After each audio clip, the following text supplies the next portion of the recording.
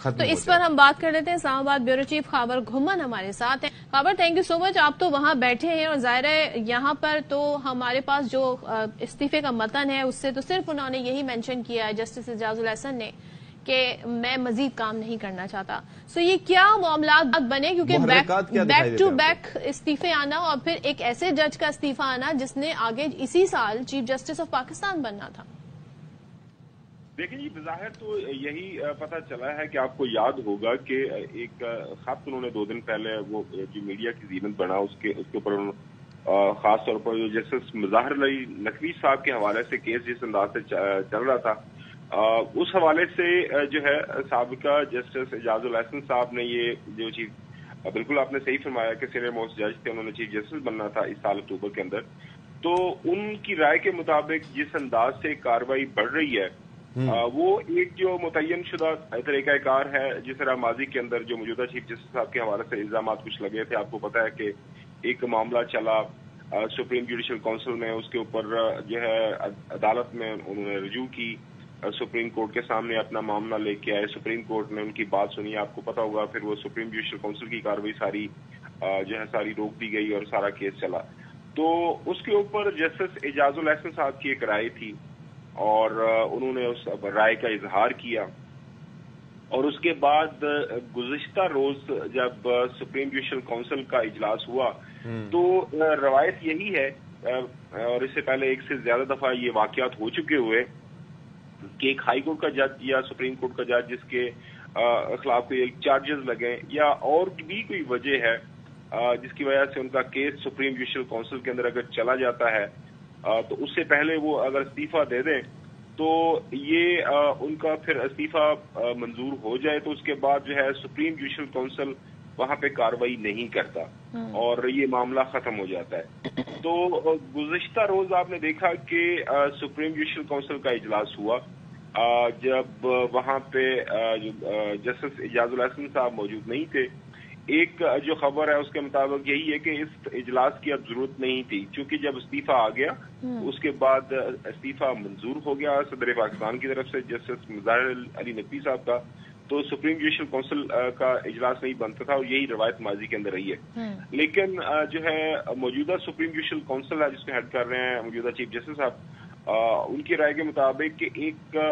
جج کے اوپر اگر الزام لگے ہیں اور ان الزامات کی وجہ سے ظاہر ہے ساکھ متاثر ہوئی ہے سپریم کورٹ آف پاکستان کی، تو ایسا نہیں ہو سکتا کہ جج صاحب استعفیٰ دیں اور سائڈ پہ ہو جائیں، لہٰذا ان کو ان الزامات. لیکن آپ کا نقطہ نظر اس میں خبر کیا ہے؟ روایت جو بھی رہی ہو، لیکن ہمارے یہاں آپ کو پتا ہے کہ مٹی پاؤ کی پالیسی ہمیشہ سے رہی ہے. یعنی کہ اگر لیٹس سے کہ کسی شخص کے اوپر، کسی بھی شخص کے اوپر، میں جوڈیشری کی بات نہیں کر رہا، کوئی الزام لگتا ہے تو پہلے کیا ہوتا تھا کہ جی نیب میں اگر کیس گیا ہے تو پلے بارگین کر لے تو اس کے بعد دھل کے آ جائے. اسی طریقے سے اگر کوئی کرپشن کے کسی بھی طرح کا الزام لگا ہے تو آپ اگر استعفیٰ دے دیں تو پھر اس کے بعد آپ تمام تر مراد کے حقدار قرار پاتے ہیں، جو کہ اگر اس سے ہٹ کے اگر وہ کیس میں وہ چیزیں ثابت ہو جاتی ہیں تو ان میں سے آپ کو کچھ نہیں ملتا. تو یہ بھی چیزیں پہلو ہے نا کہ یہ تو ون ون سچویشن ایک حساب سے رہی. اگر کیس یہیں پہ ختم کر دیا جاتا ہے تو انصاف کے تقاضے کیا پورے ہوں گے اس طرح سے؟ دیکھیں، ایک ہے کہ کیا ہونا چاہیے اور ایک ہے کہ کیا ہو رہا ہے، اور کیا آپ کے آئین کے اندر یا کیا آپ کے قانون کے اندر کیا چیزیں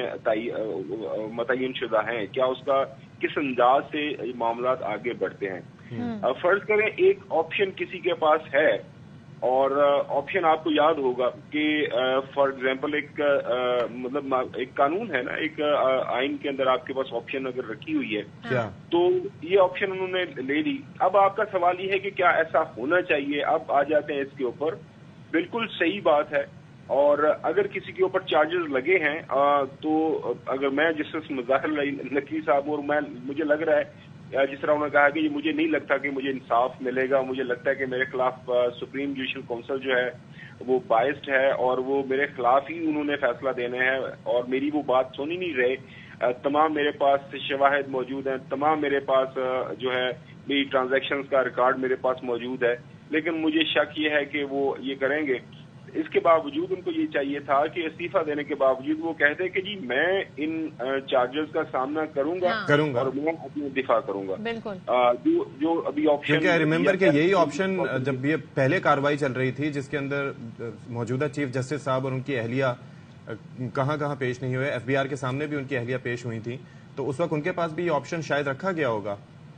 अच्छा ख़ाबर, एक चीज आप और मैं जानना चाह रही थी कि ये जो डिवीजन की जो हम बात कर रहे हैं, जो हम सोसाइटी के हर तबके में देख रहे हैं, चाहे वो अब जुडिशरी हो, बंदयाल साहब के जमाने से हम एक दरार देख रहे हैं। हम ख्याल जजेस की सारी इस्तेलाह वहीं से निकली, किस जज को किस बेंच में रखा जाता है, किस में नहीं रखा जाता। अब आप क्या समझते हैं कि ये एक और रेफरेंस आना था, इसी के तनाजुर में ये नया इस्तीफा सामने आया है, क्योंकि ये खबरें भी हैं, तो ये आगे भी बढ़ सकता है? जुडिशरी पे इसका क्या असर होने जा रहा है? जी बिल्कुल, एक तकसीम का ना सिर्फ तासुर है, हमें तकसीम नजर आ रही है। दूसरी बात यह है कि मैं सती साहब ने अभी जो बात की, मैं उसका जवाब जरूर देना चाहूंगा। माजी के अंदर जिस तरह आपने जिक्र किया मौजूदा चीफ जस्टिस साहब और उनकी फैमिली के हवाले से जब इल्जाम लगे, तो सुप्रीम कोर्ट, उन्होंने सुप्रीम जुडिशल काउंसिल की कार्रवाई को चैलेंज किया, उनकी एक्सेप्ट हुई वो जो दरखास्त, और सुप्रीम कोर्ट के अंदर फिर उनका मामला चला। तो बुनियादी तौर पर जो एतराज जस्टिस एजाजुल हसन साहब ने किया, जो खास तौर पर उन्होंने कहा जी यही तरीकाकार माजी के अंदर था और सुप्रीम कोर्ट को ये बात सुननी चाहिए थी। एनीवेज ये उनकी राय थी और उनकी राय नहीं मानी गई। अब ये बात है कि रेफरेंस वाली, देखिए बहुत ही गैर मामूली तरीकाकार अपनाया गया, और इसके ऊपर भी एक जाहिर है एतराज था जस्टिस एजाजुल हसन साहब को, जस्टिस मुज़ाहिर अली नकवी साहब को। ये भी बड़ा एक अनप्रेसिडेंटेड है कि मौजूदा सिटिंग जजेस साहिबान की आपने देखा कि तस्वीर लगा के उनके नाम लेके पॉलिटिकली जलसे जुलूस किए गए। इवन जो है सुप्रीम कोर्ट के बाहर आपको याद होगा एक जलसा किया गया हालिया तारीख के अंदर, मौलाना फजल रहमान साहब और गालिबन मरियम साहब भी वहाँ पे मौजूद थी, और वहाँ पे उन्होंने कहा कि जनाब एक आध जज अगर आगे पीछे हो भी जाए इंसाफ की तलाश में तो हमें कोई फर्क नहीं पड़ता। तो ये एक बात रही, और मेरे ख्याल में उन्होंने एक तरीका ये जो रास्ता अपनाया है जो सती साहब अभी बात कर रहे हैं कि जैसे एजाजुल हसन साहब ने बजाय इसके कि जो है ये सारे के सारा ज़ाहिर है, एक हम देख रहे हैं कि पाकिस्तान की सियासत के अंदर ये गर्द उड़ी हुई है, ये बात उड़ रही है, वो ज़ाहिर है वो उड़ रही है, और उसके ऊपर एक पॉलिटिकल पार्टी जो इस वक्त मैदान अमल में है और वो दावा कर रही है कि वो आइंदा की हुकूमत बना रहे हैं, और उनके साथ जो इस वक्त जो रूट रवायत बढ़ती जा रही है, जिस अंदाज से उनको ट्रीटमेंट मिल रही है, अब वो भी आपके सामने है। लिहाजा उन्होंने सोचा होगा, ये हम एक यहाँ पे कंजेक्चरिंग ही कर सकते हैं, जैसे एजाजुल हसन साहब ने कि 8-9 महीने की अगर उनको इतनी देर के लिए उन्होंने चीफ जस्टिस बनना था, क्योंकि उसके बाद उनकी सुपर एनुएशन जो 65 ईयर्स की हो जाती है उसमें हो जाना था, कि बजाय इसके कि मैं ये केसेस ये लड़ता रहूं सुप्रीम जुडिशल काउंसिल के अंदर रेफरेंसेस भुगतता रहूं और एक जो पॉलिटिकल पार्टी का मैं उनकी तनकीद का निशाना बनूं, तो बेहतर यही है कि मैं जो एक ऑनरेबल तरीके से साइड पे हो जाऊं। लेकिन एक मैं इस हवाले से जरूर बताऊंगा कि देखें